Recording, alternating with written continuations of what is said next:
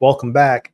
Three reasons why you can't stick to your diet for entrepreneurs. Or if you're watching this, these are just three reasons that might be affecting you. You might be asking, why can't I stick to a diet? How can I stick to this diet mentally? Other search terms like that, where you're having a hard time staying on track with the plans that you've made for yourself.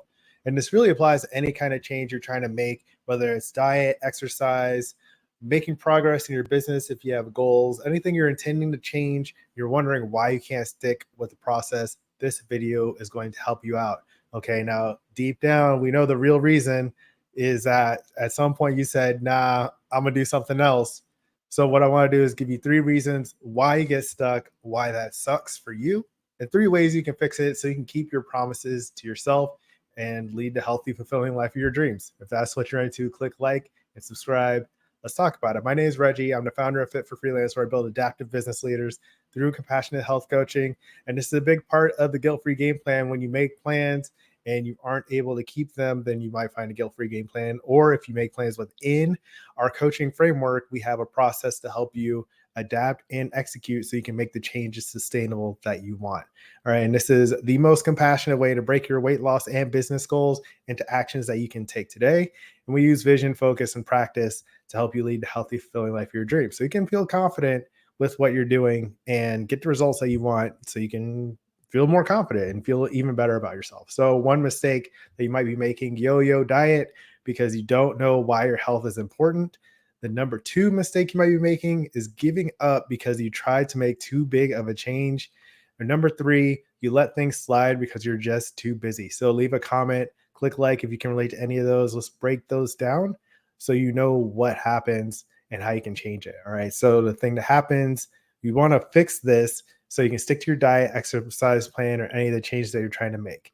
Let's look at number one a little bit more in depth. So if you're doing the yo-yo diet, all or nothing approach, the way you solve this is by fixing your vision, understanding, gaining clarity, knowing your personal why can really help you stick with the change that you're trying to make. And the question that you want to ask here is, do you even need to make a change? And this is a big part of the guilt-free game plan, is understanding that you don't have to do something because you feel like you should do something, or there's some kind of social expectation. And a lot of times when it comes to weight loss, people think in general they just need to lose weight, but they don't know why, or if it's important to them, or if they really even want to.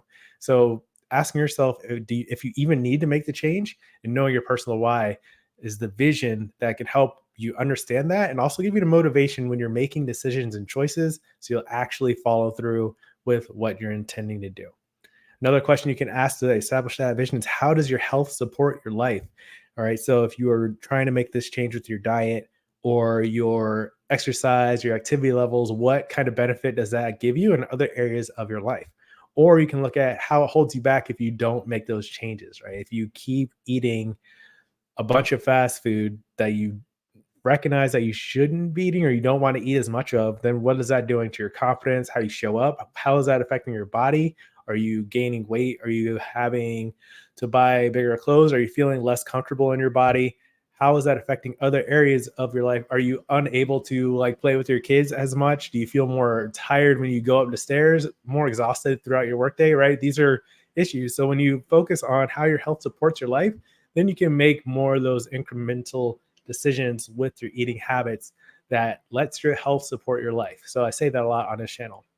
Another thing is, how important is your health to what you want to do? I gave you a bunch of examples of things you can do with your life when you are living, right? And how you can feel when you have more energy to do those things. And the major question I have, the vision I have for Fit for Freelance, is every entrepreneur knows what the healthy, fulfilling life of their dreams looks like. So you have to ask that question, answer that for yourself. What does a healthy, fulfilling life of your dreams look like? If you don't have any picture of that, or you haven't really thought of this, then you need to subscribe to my channel, really, and then start to consider it so you understand like what that looks like, and you can take steps to build that instead of just doing whatever feels right in the moment, which might not add up to the healthy, fulfilling life of your dreams. And this is a passion project of mine when it comes to Fit for Freelance. Okay, so hope that makes sense with finding your vision. The second thing that we talked about is you give up because you try to make too big of a change. And this is happening all the time, especially when it comes to like New Year's resolutions or just you have some event coming up, maybe a wedding or a graduation or something, a cruise, right? And you start to, I just need to lose weight fast. And then what happens is you try to make too big of a change and you fail and you feel mentally weak. So what you got to do is focus, know what to target so you don't get overwhelmed.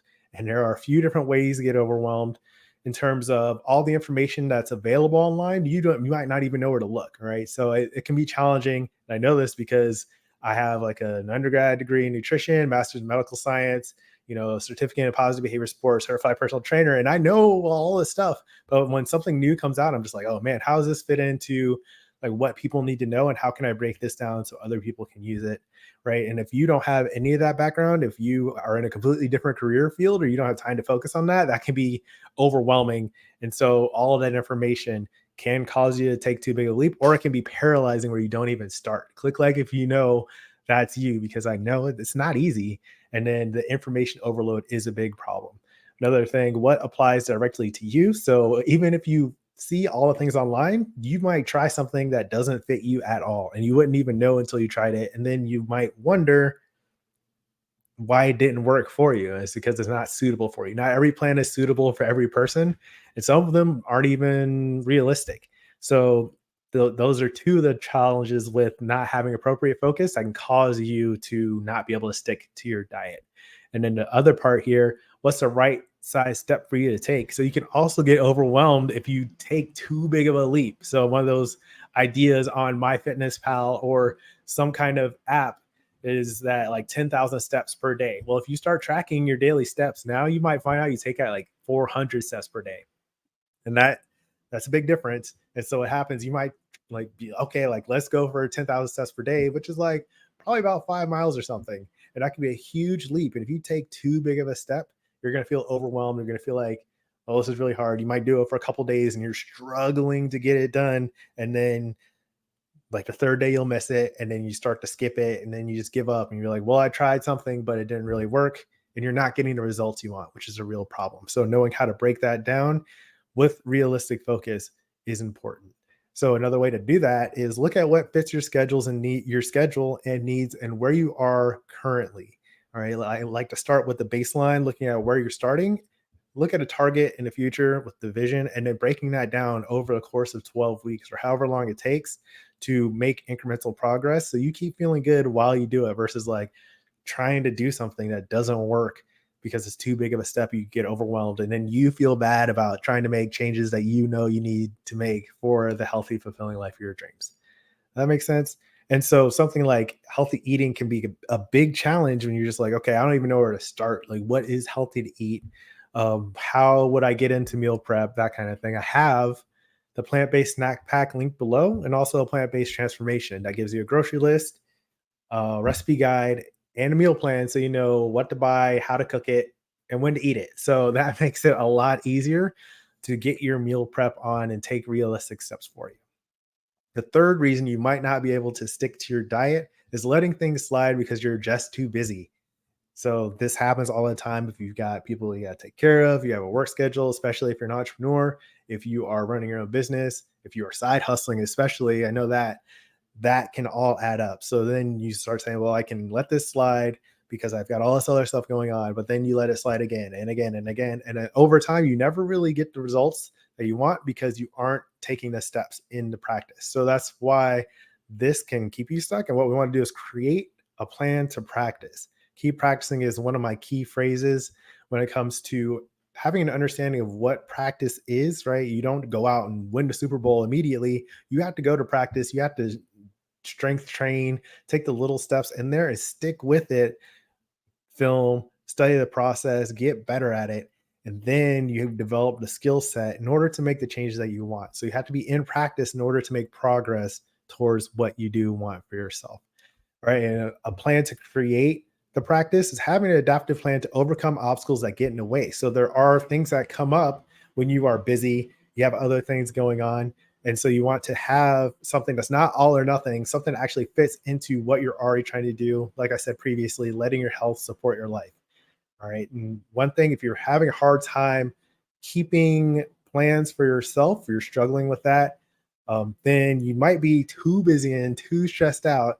I want you to take the burnout assessment test that's linked below. You can learn more about get an objective measure of how stressed and how burned out you are so you can make adjustments using your health habits, using your sense of purpose, setting time limits and boundaries for yourself so you can start to better understand your process and start to make the changes that you want in a sustainable way. So that's linked below. The burnout assessment test. It's great, gets great results. That's based on a study I found. I used it with a client who came to me with burnout, and I was like, a lot of people are going to need this resource. So I was able to make it into like a PDF plus a spreadsheet. You type it in, and it'll show you numbers of how stressed you are, and then it has a checklist of things that you can do to start minimizing your stress or start reducing it so you can start taking confident ownership of your path to freedom and fitness. Okay. Another thing to note when it comes to practice and being busy is that being busy is probably one of the best times to start because you teach yourself that you will prioritize your schedule even though you are busy.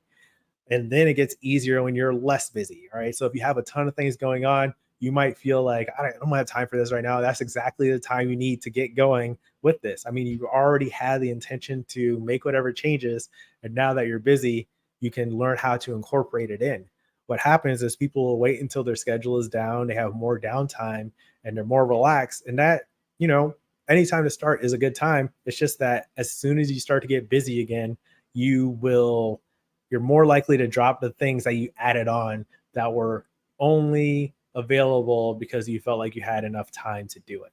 All right. What I want to emphasize when it comes to my health coaching and health in general is that you are making choices every day when it comes to food choices and activity choices just by like continuing to live, right?